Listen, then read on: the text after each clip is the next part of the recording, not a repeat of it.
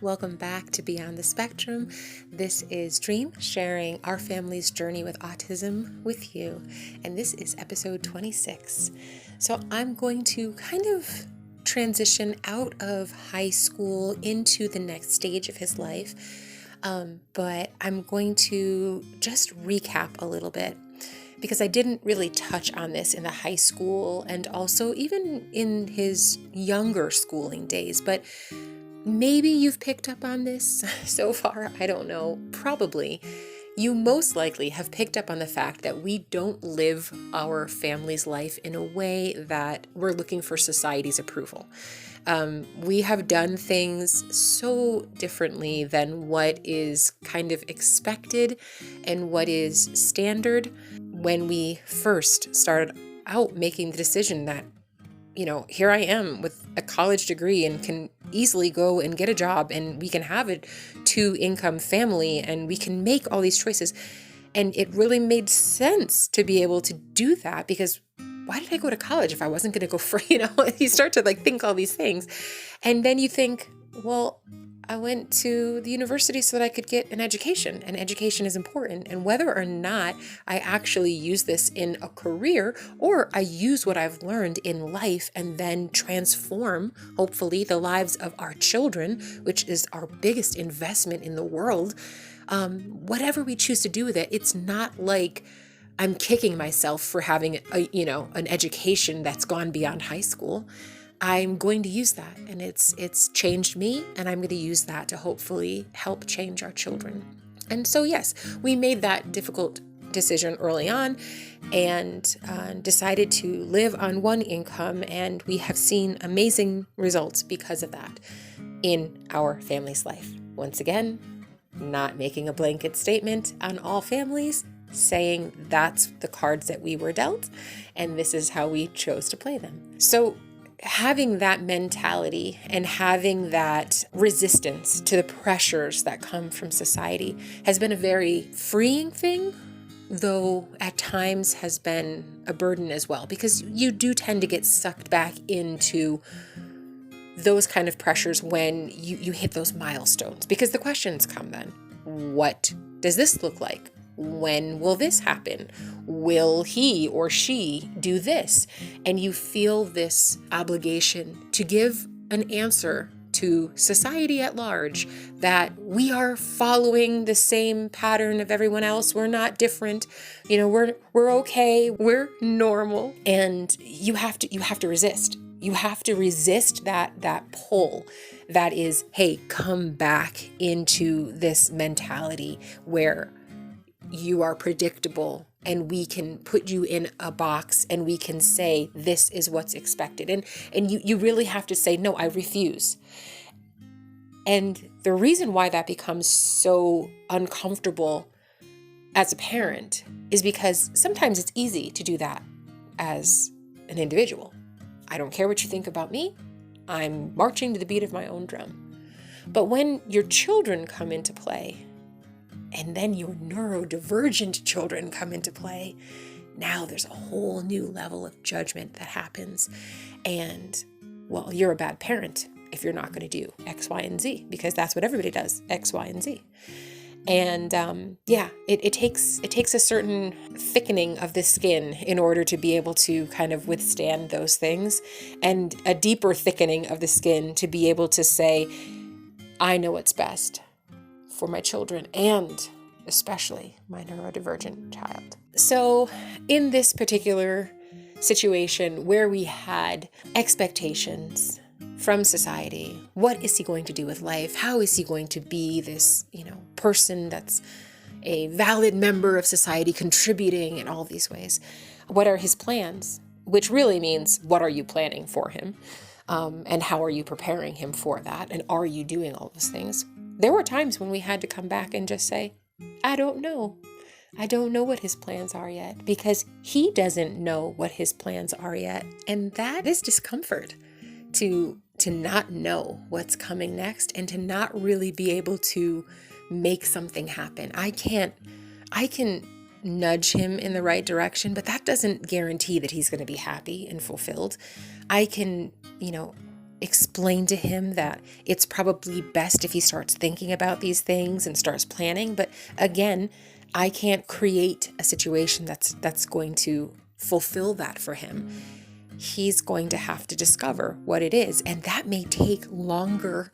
If we look at the pattern of Micah's life, that may take longer than usual. And that doesn't mean that just because it takes longer, it's going to eventually happen. It takes some faith to just say, I'm going to trust that he's thinking about it and that he's working it out in his own time. In that place, we also made sure that he knew that he was going to be able to take his time with us. There was no pressure for him to leave this home. There was no pressure for him to perform. We also made sure that he knew that he was not going to be allowed to, live in the basement playing video games all day long, that he was going to need to do something while he's figuring it out. But as long as he knew that he had options there and that he was comfortable there and we were comfortable, then all of a sudden, regardless of what society said, we were okay. And we could look at each other around the table and go, are we good? Are we good? And we were good. That was very important in our family, that we would be able to sit there and say, let's talk about this and let's come to a decision where we've all put in our input and then we've all listened to one another and now we come to a decision. And that decision has always been unanimous. When we sit around that table, the past 3 years have been incredible. You would think that at this stage in our lives, I could probably even say 5 years, that at this stage in our lives, with kids that age, that were going through high school and teenage years and all of that, that it would actually come to a lot of places where, as parents, we had to say, this is the way it is, I'm sorry, that's it.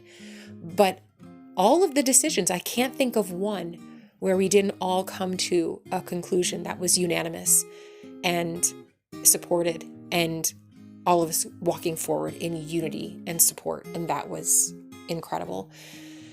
So one of the things that we kind of came to, I wouldn't say a unanimous decision because it's Micah's life, but unanimous support was with this concept of, we don't know what Micah's doing yet. And right now he's okay with what he's doing. He's saving up money, he's working hard, and he's in a pretty good position.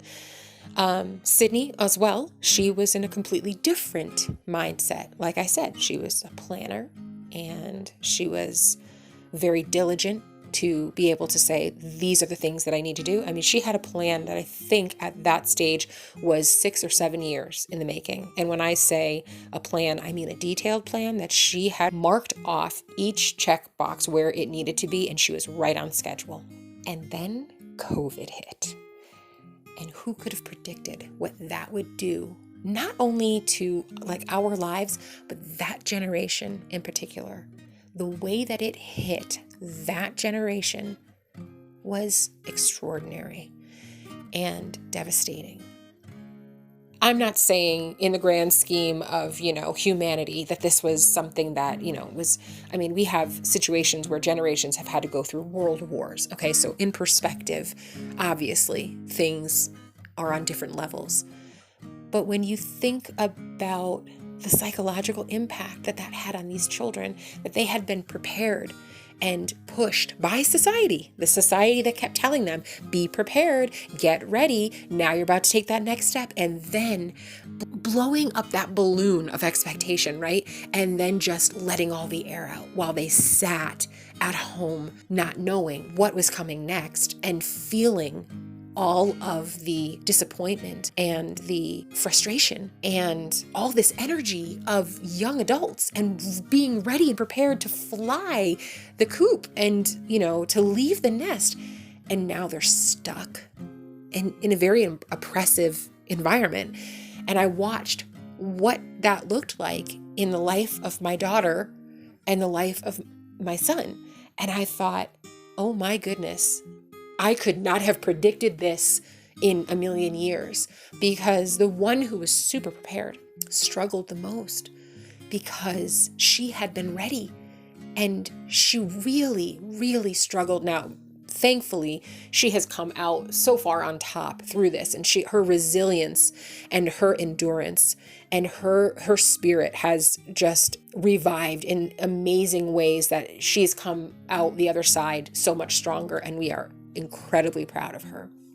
But interestingly enough, our child that was that we thought probably would not do so well ended up being A-okay.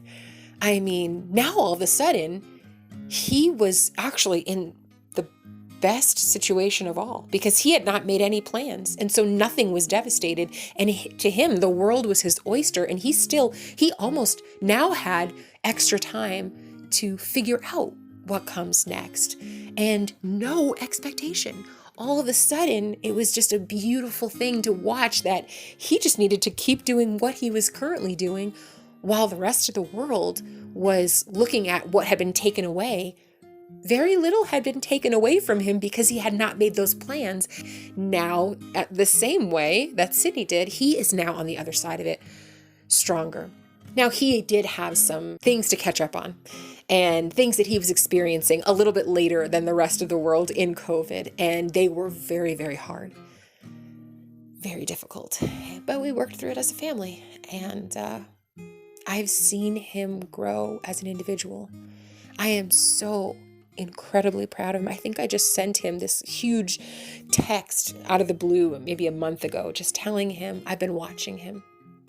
And I'm so proud of the choices that he's made, the person that he is, this character that he's been refined through the fire, and it's just taking away all of the excess and just making him gleam as, the pure, metal now. And I'm just so proud of who he's becoming, and I love it. I love it. And I guess so my encouragement to you today, because you're probably thinking, what in the world how does this help me?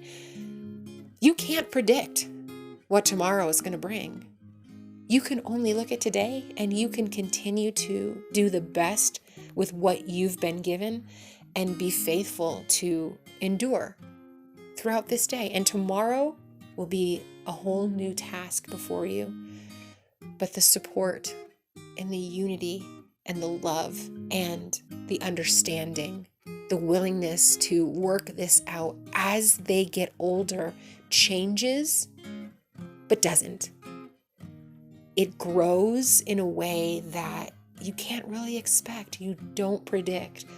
But if you all commit to just sticking together and working it out and being there for each other, then whatever comes along, you're going to have that same team there working with you, loving you, encouraging you, and getting through step by step. Neurodivergent or not, that's your family. We're all different, but we all work together. So I hope that helps today. I hope it does. I'll see you tomorrow.